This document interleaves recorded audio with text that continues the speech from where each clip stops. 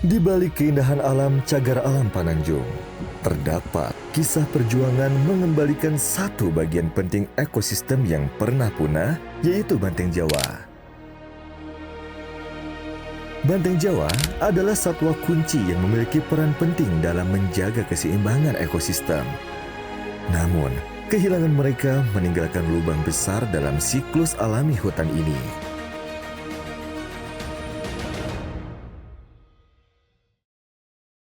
Banteng membantu menyebarkan benih tumbuhan melalui kotorannya, sekaligus menjaga keberanian hayati. Jika mereka punah, dampaknya akan terasa bagi seluruh makhluk di ekosistem ini. Di tengah ancaman kepunahan, harapan belum sepenuhnya sirna. Untuk membangkitkan kembali populasi banteng Jawa, konservasi ex situ dan in situ mulai digalakan. Kementerian Kehutanan untuk periode 2005-2029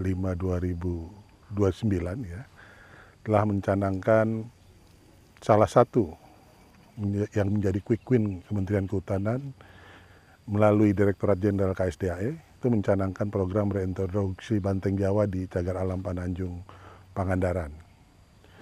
Pusat reintroduksi ini yang terletak di Savana Cikamal, Cagar Alam Pananjung Pangandaran, itu akan menjadi rumah sementara atau habituasi bagi banteng Jawa yang nantinya akan kita lepas liarkan di Cagar Alam Pananjung Pangandaran ini. Dalam mendukung program Quick Win Kementerian Kehutanan bersama dengan Taman Safari sebagai mitra konservasinya akan melakukan upaya pengembalian jenis banteng Jawa ke Cagar Alam Pananjung Pangandaran ini.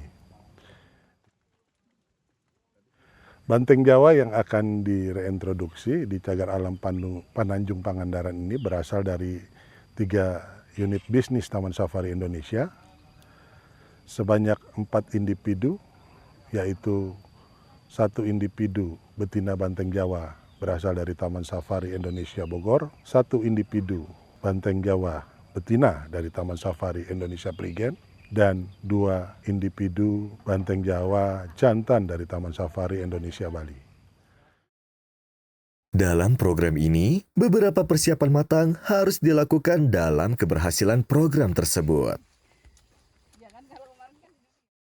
Persiapan yang dilakukan pertama kali ialah observasi oleh Statbookkeeper. Statbookkeeper sendiri adalah penjaga catatan silsilah dan data populasi satwa yang hidup dalam konservasi, seperti kebun binatang dan juga pusat rehabilitasi. Tujuan mereka mencangkup mengelola informasi tentang kelahiran, genetika, kesehatan, hingga distribusi satwa untuk memastikan keberlangsungan populasi yang sehat dan beragam. Melalui data yang terstruktur, Statbookkeeper memastikan tidak terjadi perkawinan sedarah yang dapat melemahkan ketahanan genetika. Hal ini menjadi kunci dalam mendukung program konservasi, termasuk pelepasliaran satwa kembali ke habitat aslinya. Persiapan kedua yaitu kajian habitat. Ini dilakukan sejak dari sebelumnya apakah lokasi tersebut memiliki kondisi habitat yang mendukung untuk keberlangsungan hidup satwa liar.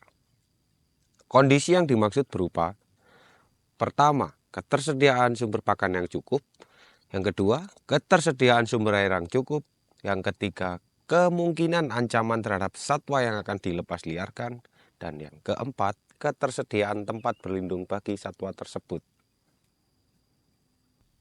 Persiapan selanjutnya atau yang ketiga yaitu pembuatan fasilitas kandang habituasi untuk program reintroduksi banteng Jawa. Hal ini dilakukan sebagai upaya adaptasi satwa pada lingkungan sekitarnya sebelum nanti dilepas liarkan. Keempat, distribusi satwa atau pengiriman satwa ke tempat pelepas liaran. Dalam hal ini, distribusi dilakukan melalui jalur darat dan setiap berapa kilometer satwa tersebut dicek kondisinya saat berada di perjalanan agar tidak terjadi kejadian yang tak terduga. Setelah persiapan yang lain telah dilakukan, maka persiapan selanjutnya ialah habituasi. Habituasi itu sendiri merupakan upaya adaptasi satwa pada lingkungan sekitar sebelum satwa dilepas liarkan. Tahap habituasi dimulai dari pengenalan antar individu satu dengan individu lainnya.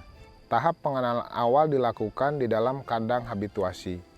Jika hasil observasi kiper menunjukkan hasil yang positif, maka tahap pengenalan selanjutnya ialah di luar kandang habituasi atau yang kita kenal dengan eksibit habituasi.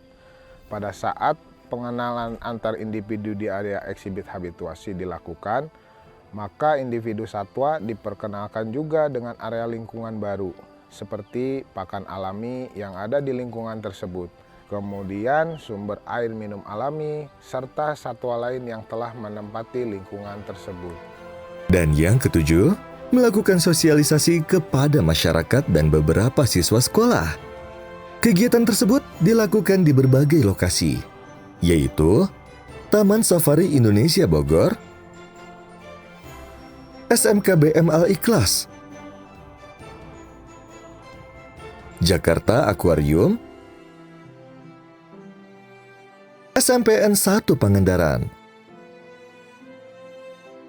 SDN 5 Pangandaran, SMAN 1 Pangandaran, dan pemandu wisata yang berada di kawasan Cagar Alam Pananjung. Namun, cerita tentang banteng Jawa dan kehidupan liar di Cagar Alam Pananjung belum berakhir. Masih banyak pertanyaan yang belum dijawab. Bagaimana kita bisa menjaga kekayaan ekosistem ini? Apakah upaya pelestarian yang sudah cukup untuk melindungi satwa-satwa lain yang tinggal di sini? Bagaimana menurut Anda? Apa langkah terbaik yang bisa diambil untuk menjaga keindahan dan kelestarian Cagar Alam Pananjung? Tulis pendapat Anda di kolom komentar. Dan mari bersama-sama merawat warisan alam yang luar biasa ini.